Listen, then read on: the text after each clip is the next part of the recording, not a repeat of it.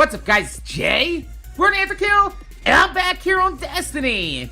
And if you've been following my channel, or the Destiny community in general, then you'll know that over the past week or so, with the scheduled PvP activities like Trials of Osiris and Iron Banner both being cancelled to some pretty gnarly bugs being introduced with the last update, a lot of players have turned to farming Omnigul for the Grasp of Malik in a Nightfall Strike. And not just a small portion of players, like I'm talking about a significantly large percentage of endgame players in Destiny have been farming all week long.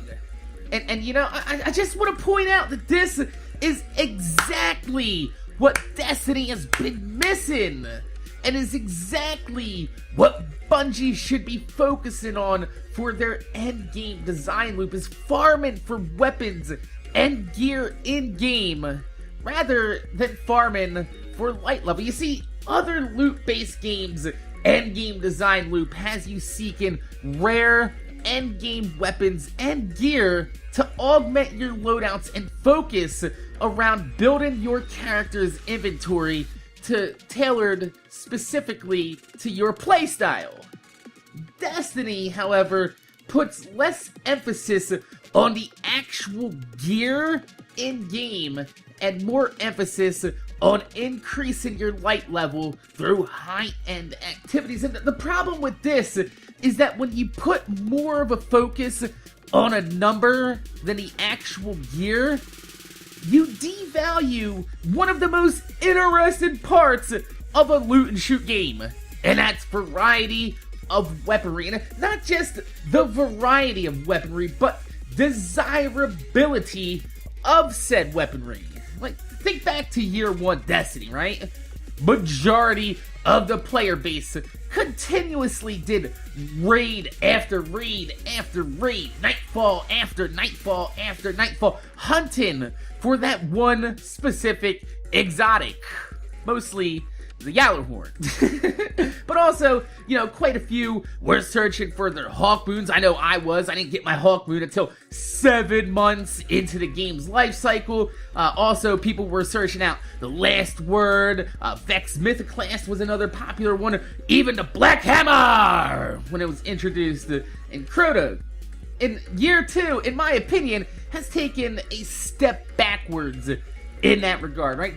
There's no unicorn gun that people are searching for, no specific target to set your sights on. Like, if you wanted a year 2 version of an exotic gun that you already had, you just simply went to the tower and you bought it from the kiosk on the wall. Or you finished a few quest lines, you grabbed your sleeper simulant, or your No Time to Explain. Easy peasy, lemon motherfucking squeezy. And while I appreciate having a direct task line to some of these weapons, like the No Time to Explain, the Black Spindle, or the sleeper simulant, I gotta say, I miss the fun and the randomness of the drop, right? This is why the 3 of Coins farming at the start of the Taken King was just so rampant, because it's fun to see the Engram drop, wonder what that Engram is and what exotic it's gonna be when you decrypt it, and you know, the satisfaction that you get when you finally get what you want. And the same thing goes for why Omnigul farming was so much fun, is because when you see that purple Engram drop, oh my god, is it a Grasp? Is it an Omnigul bond? If it is a Grasp, is it going to be a Grasp with usable perks?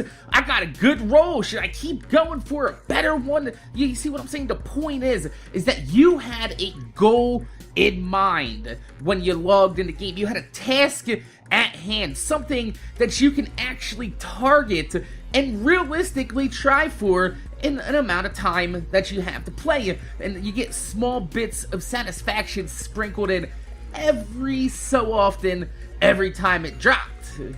And this is what endgame farming should be, is getting excited about a piece of gear that you see drop, a piece of gear that you might be able to use, that's going to make a difference in how you play the game. and not just a number that you're farming that's gonna make a difference with how effective your overall character is gonna be.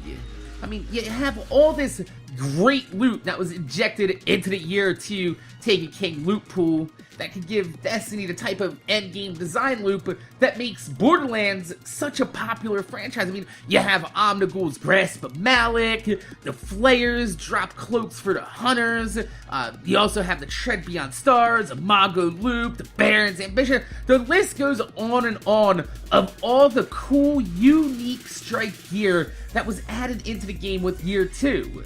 Yet, there's no checkpoints on the strikes before the bosses to where you can go in, spawn right before the boss, fight the boss, kill the boss, and rinse, repeat. You know, if you want to say farm for the Flayer's cloaks, you need to just blindly play strikes and hope you get lucky, meaning that you just can't log into Destiny and say, okay, tonight me and my fire team are going to farm for Flayer cloaks.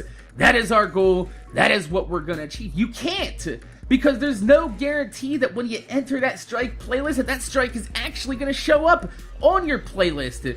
And if you try to farm the low-level versions that are outside of the strike playlist, the drop rates are way too low for the amount of times you need to do the entire strike over and over again, with a very slim to none chance of actually achieving the goal, achieving the drop that you set out to get without having the Vanguard strike streak active from being in the heroic playlist. And that, my friends, is exactly what Destiny is missing, is the ability to log on with your fire team and set your sights on a piece of gear that drops from a specific enemy, and to be able to farm it within a reasonable amount of time. Saying. So, my name is Jay. MorninAfterKill. I want to thank you guys for watching. Make sure you guys rate, comment, subscribe.